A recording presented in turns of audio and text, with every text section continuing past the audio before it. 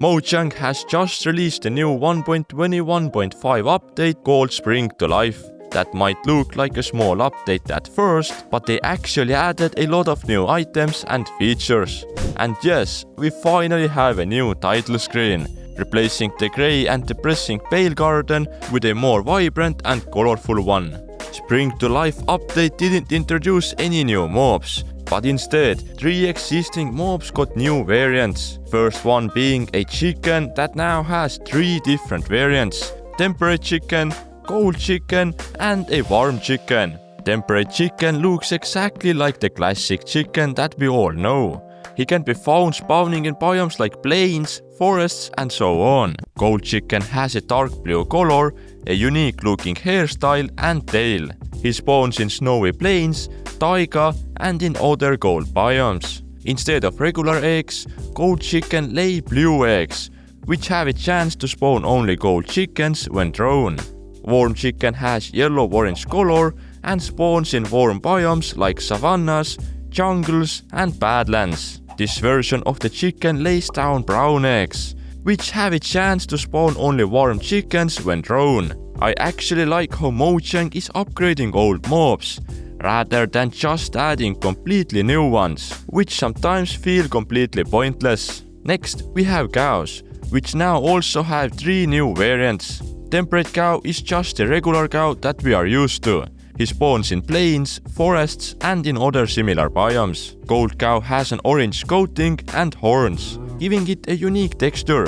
Cold cows can be found from cold biomes like this. Warm cow has a dark red color, horns and spawns in warm biomes like badlands, savanna and other similar biomes. And finally, pigs got new variants too. Temperate pig is a regular pig who spawns in plains, swamps, forests and so on. Cold pig has a yellowish coat and spawns in snowy and cold biomes. Warm pig is colored orange and he can be found in all the warm biomes. These were only the new mob variants, but we got so much more in 1.21.5, starting with a new block called Bush, which is a new variant of the grass block. It grows in the grassy biomes exactly like regular grass, and it can be picked up with shears or silk touch tools. Next we got the cactus flower. This is a new type of flower which has a chance to generate on top of the cactus. If the cactus is only 1 to 2 blocks tall, there is a 10% chance to grow.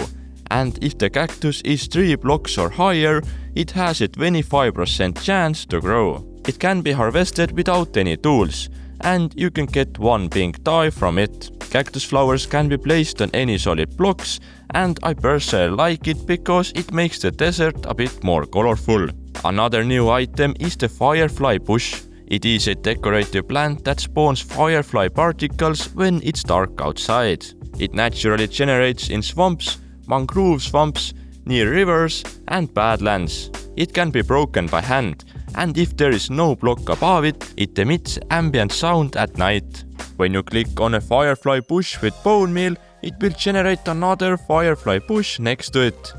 I do really like seeing firefly bushes at night. It makes the world more magical and alive.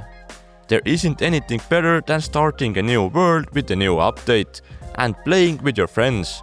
Do it right now by hosting a Minecraft server from wisehosting.com, a hosting site built by us. Start your new server in less than 2 minutes and easily select the newest 1.21.5 version to play with your friends. Wisehosting's game panel is super easy to use, and managing your Minecraft server can actually be fun. Check out wisehosting.com and use the code UPDATE to get 25% off your first month.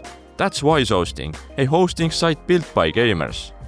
Next, let's talk about leaf litter, a new item added to Minecraft. This is also a decorative block that can be found in the forest, dark forest and wooded badlands. Leaf litters can have different amount of leaves in 1 block space. You can add up to 4 leaf litters on 1 block. When smelting a leaf block, you can get leaf litter, and then leaf litter itself can be used to smelt items. I think leaf litters are a good add-on, because they make forest look more natural. Mojang also introduced a short and tall dry grass. which can be found in the desert and badlands biomes.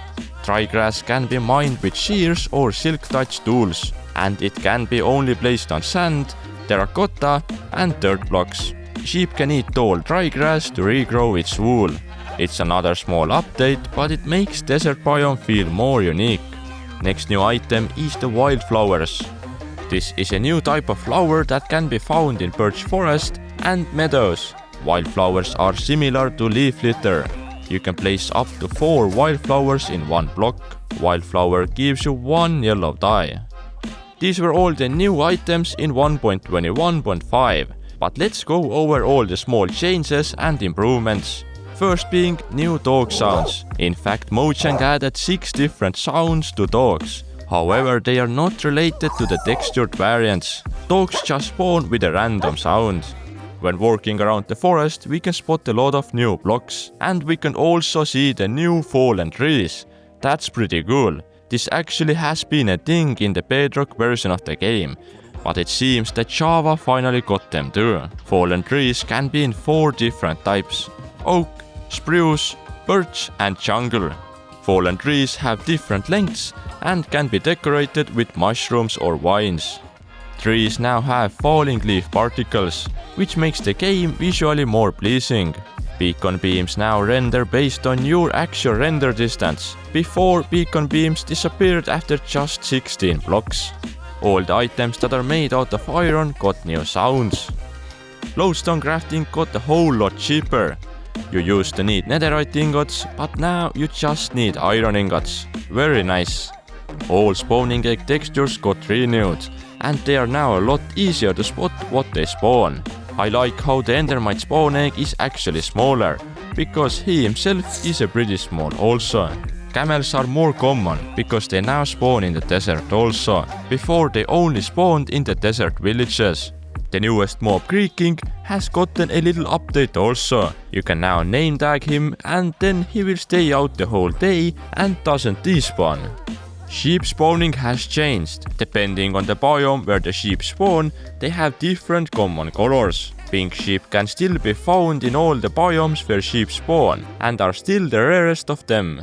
Sheared sheep undercoat is the same color as the sheep is. This also was in a Bedrock edition for a long time, and now we have it in Java edition. Cartographer villagers have gotten new and improved traits. He can now sell 7 different maps, each pointing to different structure, but the map he's selling depends on which biome he comes from. But as you may notice, there is no jungle or swamp villages in the game. In order to get the secret Swamp Explorer map, you need to build a village there yourself, and you will unlock the Swamp Explorer map.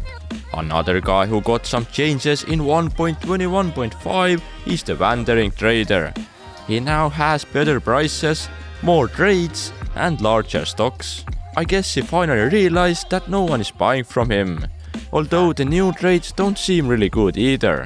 An interesting update is that Zombify Piglin must be killed by player to get loot. I guess some gold farms that use the entity gramming don't work anymore. But these were all the new things and features that came with the 1.21.5 update. I personally am pretty satisfied with this update. They improved a lot of mobs, biomes and didn't add pointless new things. Make sure to check out wisehosting.com and host yourself a new 1.21.5 server today by using the code update. See you in the next video. Bye!